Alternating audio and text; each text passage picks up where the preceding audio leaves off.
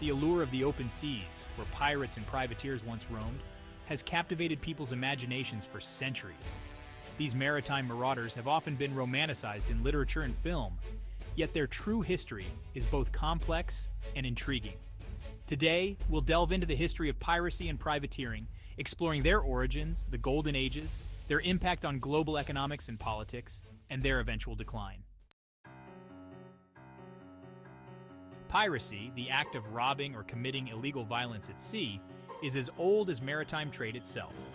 The earliest documented instances of piracy are found in the records of the Mediterranean Sea, dating back to the 14th century BC. Ancient pirates were not only after loot, but also slaves and ransom money.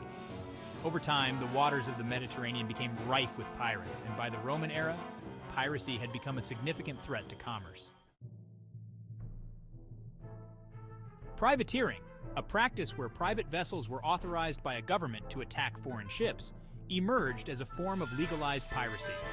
This was typically done during wartime, with the privateer's main task being to disrupt the enemy's trade. Governments issued letters of marque that legally permitted captains to seize and plunder enemy ships, and in return, the government received a portion of the profits. This arrangement proved beneficial for both private sailors and the state. The so-called Golden Age of piracy spanned the late 17th and early 18th centuries. This era saw pirates such as Blackbeard, Calico Jack, and Anne Bonny, who became infamous for their daring and ruthless exploits. The Caribbean, the West African coast, and the Indian Ocean were hotspots of pirate activity. Economic conditions, such as the disruption of global trade and the abundance of poorly defended merchant ships, contributed to the rise of piracy during this period. While pirates and privateers conducted similar activities at sea, they were fundamentally different in their legality and organization.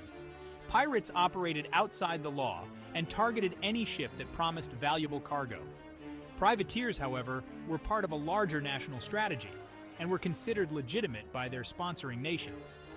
This distinction was crucial, especially when captured by naval forces. Pirates were often executed, while privateers could expect to be treated as prisoners of war.